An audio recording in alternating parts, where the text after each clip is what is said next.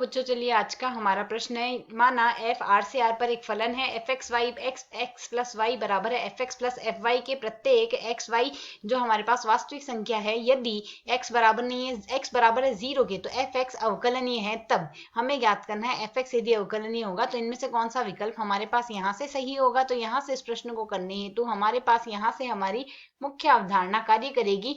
मुख्य अवधारणा यहाँ से हम लेकर चलेंगे। यदि हमारे पास यदि हम f डैश x लिखना चाहें तो f डैश x बराबर हमारे पास लिखा जाता है लिमिट h का मान अग्रसर होता है 0 की ओर, f x प्लस h आता है, माइनस में साथ ही आता है हमारे पास f x बट्टे में आएगा हमारे पास यहाँ से h।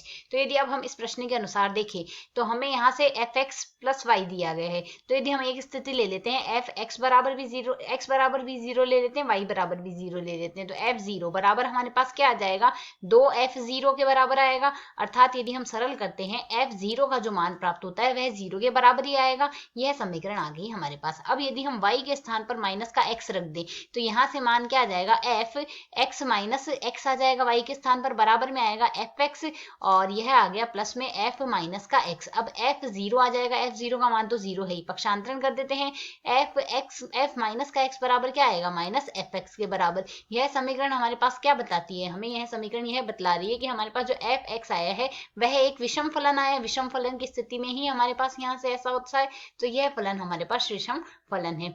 तो अब यदि हम यहाँ से देखें f डैश x, हमने f डैश अगर 0 हम निकालना चाहें तो f डैश 0 क्या आ जाएगा हमारे पास, लिमिट h का मान तो अग्रसर लेंगे हम 0 की ओर, f 0 प्लस h आ गया, माइनस में आ जाएगा 0 प्लस h, माइनस में आ जाएगा f 0 और बट्टे में आ जाएगा हमारे पास यहाँ से h, यही लिखा जाएगा यहाँ से।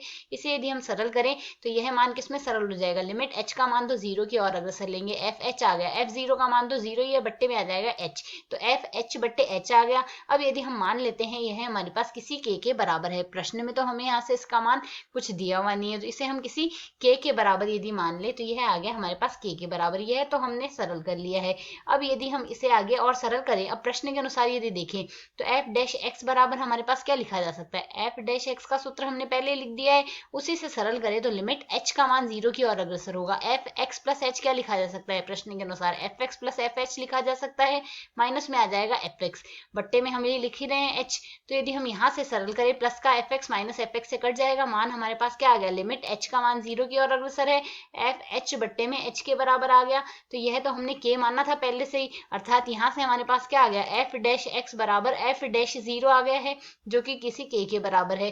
तो यहाँ से यदि हम सरल करें तो हमारे पास मान क्या आ जाएगा, इसमें हम यहाँ से देख सकते हैं यह मान हमारे पास k के बराबर आने का अर्थ हुआ, यहाँ से यदि दोनों पक्षों का समाकलन कर दे तो एफ एक्स बराबर क्या लिख सकते हैं, के एक्स प्लस समाकलन स्थिरांक c काम में ले लेंगे, क्योंकि हमारे पास यहाँ से f 0 का मान 0 आया था। तो यदि x के स्थान पर 0 रखेंगे तो f 0 हमें यहाँ से क्या प्राप्त होगा, k गुणा 0 प्लस c, अर्थात c आएगा, c बराबर आ गया 0 के, अर्थात f x बराबर आ जाएगा हमारे पास यहाँ से k x। f x का मान k x होने का अर्थ है k x हमारे पास एक बहुपद फलन है, बहुपद फलन सर्वत्र सतत होते हैं, वह अवकलनीय होते हैं। तो प्रश्न के अनुसार यदि देखें तो f डैश x हमारे पास यहाँ से आ क्या रहा है, f डैश x जो आ रहा है वह हमारे पास अचर आ रहा है, यह k हमने कोई अचर ही तो माना है।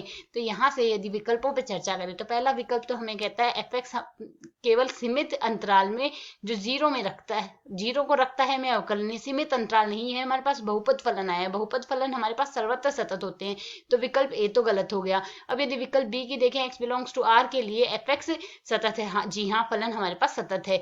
x बिलोंग्स टू r के लिए f डैश x अचर है जो हमारे पास k के बराबर आया, यह विकल्प भी सही हो गया। सीमित बिंदुओं को छोड़कर f x सभी पर अवकलनीय है, सीमित बिंदु ही नहीं f x प्रत्येक बिंदु पर अवकलनीय है, तो यहाँ से विकल्प डी गलत हो गया। तो यहाँ से विकल्प बी व सी सही है। आशा है समझ आया। धन्यवाद।